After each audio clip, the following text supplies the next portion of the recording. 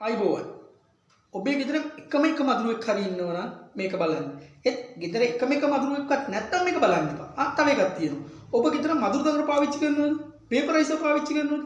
මේකේ වෙනස ඔබ දන්නවනම් මේක බලන්න එපා. හැබැයි වෙනස දන්නේ නැත්තම් මේක බලන්න. එතකොට ඔයාලට තේරෙයි මොකද්ද වෙන්නේ කියලා. මේ වීඩියෝ එක අවසාන වෙනකම් බලන්න ඕන ඇත්ත තේරුම් ගන්න. මේ තියෙන්නේ මදුරු කොයිල් එකක්. මේ තියෙන්නේ වේපරයිසර් එකක්. මේ දෙන්නගෙන් කවුරු පාවිච්චි කරන එකද ඔයාගේ ඇඟට වඩාත් සෞඛ්‍යාරක්ෂිත? ඇත්තටම මදුරු උදුරෙන් වැළකෙන්න ඔයා මදුරු කොයිල් පාවිච්චි කරන එක හොඳයිද? නෑ, මදුරු කොයිල් කියන්නේ පාවිච්චි කරන්න හොඳ දෙයක් නෙවෙයි. විශේෂයෙන්ම ඉලෙක්ට්‍රීන් කියන සංයෝගයේ බේස් කරගෙන හදලා තියෙන මදුරු කොයිල් වල සාමාන්‍යයෙන් මේ එක මදුරු කොයිල් එකක් පුච්චනකොට පිට වෙන දුමේ පාටිකියුලර් මැටර්ස් එමිෂන් එක සිගරට් 75ත් 157ත් අතර ප්‍රමාණයක් දැල්වෙනකොට පිට වෙන පාටිකියුලර් මැටර්ස් වල එමිෂන් එකට ඉක්වලන්ට් වෙනවා. එහෙම නැත්නම් සමාන වෙනවා කියලා කියනවා.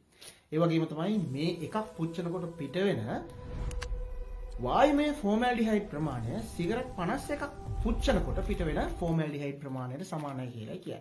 එතකොට මේ දුමට මේකෙන් හැදෙන අලු වලට දීර්ඝකාලීනව නිරාවරණය වීම ඔයාගේ ශ්වසන පද්ධතියේ නාස්කුහරේ ඉඳන් පෙනහැල්ල ඇතුලේ තියෙන ගර්ත දක්වාම තියෙන අපේ ශ්වසන මාර්ගයේ අභ්‍යන්තරය වහගෙන ඉන්න එපිතීලියල් සෙල්ස් අපිච්ඡද පටකය හානි කරනවා වෙනස් කරනවා කියලා හොයාගෙන තියෙනවා.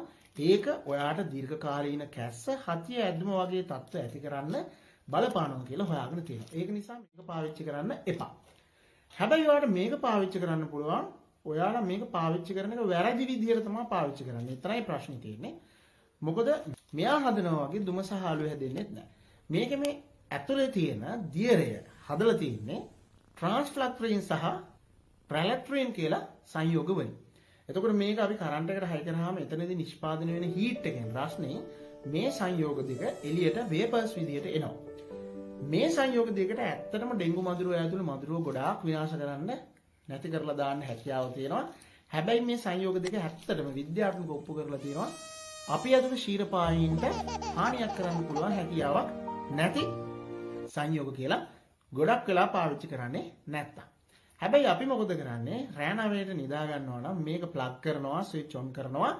පහෝදා උදේ 5ට 6ට හැරෙනකම් මේක දාලා තියෙනවා. ඒ පාවිච්චි කරන විදිහ වැරදි. අපි කරන්න ඕන මේක ගහන්න කලින් ස්විච් ඔන් කරන්න කලින් ගෙදර දොර ජනේලි ඔක්කොම වහලා මදුරුවන්ට එළියට යා ගන්න බැරි වෙන විදිහට යාලව ට්‍රැප් කරලා මේක ගහලා පැය දෙකක් විතර තියලා ඔෆ් කරන්න ඕන. එතකොට ඔයාගේ ගේ ඇතුලේ ඉන්න මදුරුව බහුතරයක් මිය යනවා. ඊට පස්සේ මේක ස්විච් ඔෆ් කරන්න ඕන.